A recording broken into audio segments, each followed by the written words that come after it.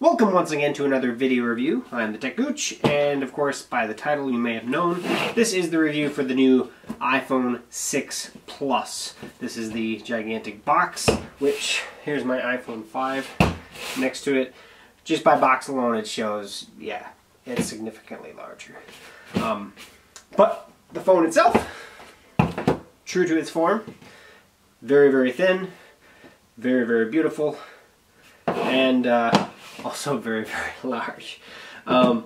The 5, I've had the 6 Plus now since Friday, since release day. Today's Monday, so 4 days on my 4th day of use. Yes, it is substantially larger. Since I've had this phone feels teeny tiny in comparison. I will have to say that yes, the 6 is very, very large. It obviously is slightly taller than the Note 3. The screen size is technically smaller, but they've got it thinner, or at least it feels, I mean, it feels one of the thinnest ones in the market. The color, I went with space gray, but I'm trying to keep this review in terms of the product itself, not the software, because iOS 8 has substantial improvements, while not on the visual side, but on the enhancements of use.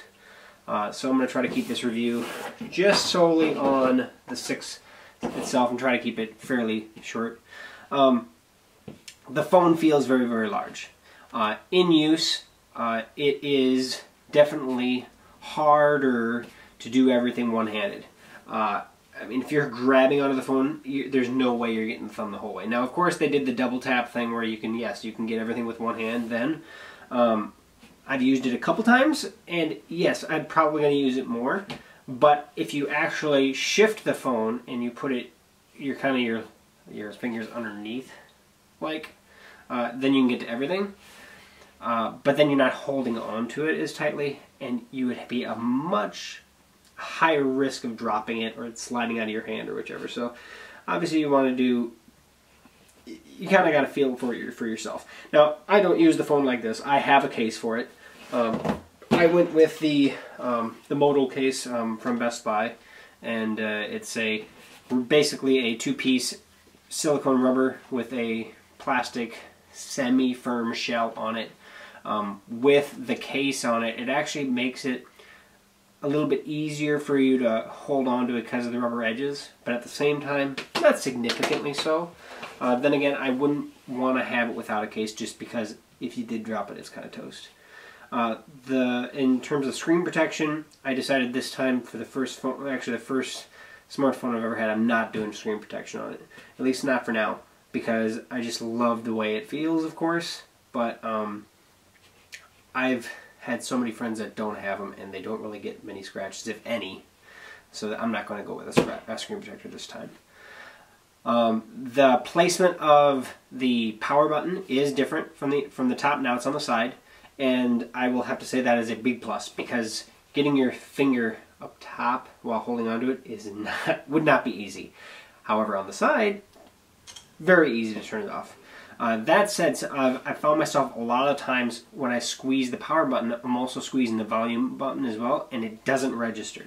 So you got to make sure your thumb's off the volume button and you hit it. So kind of weird in that sense, but overall not a big problem at all. I appreciate them putting it on the side. The buttons are about the same that they were. Obviously they're smaller because the phone is thinner.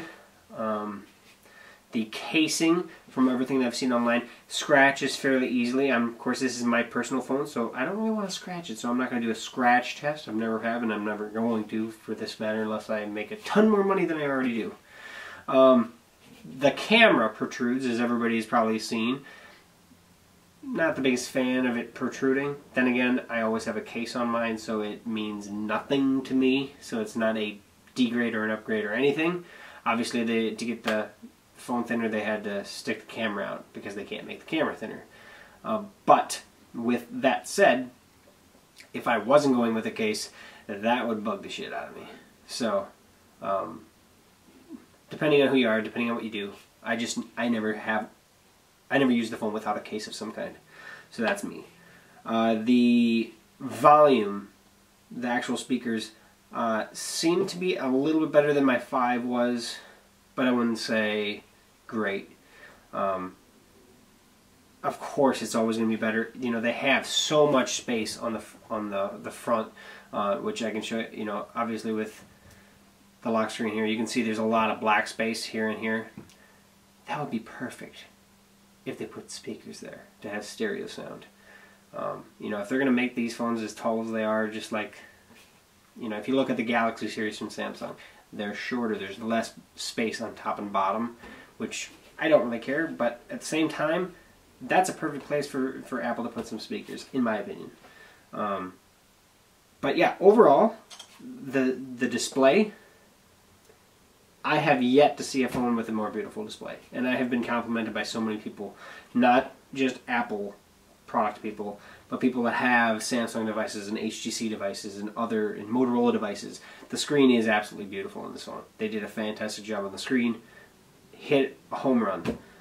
And so, you know, in my opinion, is the 6 and the 6 Plus a worthwhile upgrade? If you want to have something that's very, very similar to the 5S or the 5 series size, go to the 6.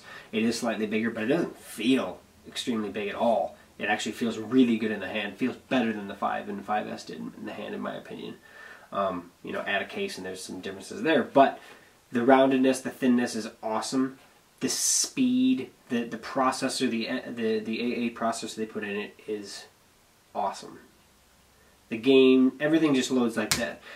For instance, I was using, Google has their Photosphere app where you can take 360 sphere photos, which I've used on my 5 since it came out. I've used Microsoft products stuff before that. Just the rendering portion from stitching it all together on my 5 would literally take 30 to 60 seconds at least, sometimes longer. On this guy, it literally takes like 10 seconds. So it is way faster in its processing power than my 5 ever was. That said, knowing what I know about app sizes, things like that, there's 3 sizes available: 16, 64, 128. Unless you know that you are not an app user, or unless you know do not put music and movies on there, don't get the 16 gig if you can. Get the 64, get the 128. Now, I was there on release day in my Verizon store in my location here in Dubuque, Iowa. They had 2 of these, 64 black. They had a couple white, I think, and one gold. So they were very limited. And of course, the big numbers, 10 million iPhones in the opening weekend. That's substantially because of constraint on the 6 Plus, because there were almost nothing available. They were all sold, almost all sold, except for I think some of the 16 gigs, within the first 8 people through the door at my store. And there was a line. So, that said, awesome phone. Awesome, awesome phone. Definitely worth an upgrade. Obviously, if you have a 5S or you're not eligible for an upgrade and you have to pay full retail price, you gotta balance that out to see whether it's worth it for you or not. But yeah, 2 big thumbs up. I love this phone, and you know, now that I'm on, hopefully going to be doing more phone reviews on the next iPhone as well. So keep it, rather than every 2 years, hopefully I'll do it every year. So if you like my review, please comment below, subscribe above. Let me know if you have any future review. I'm definitely want to do some reviews on some accessories for the phone. So hopefully I have those coming soon for you. I already have a couple lined up. But yeah, let me know. If you have any recommendations, let me know. Otherwise, this is the techgooch saying thanks for watching. Hopefully the new setup is a little bit better and a little bit more lit up so you can see a little better. Let me know if you recommend any changes. So, see you next time.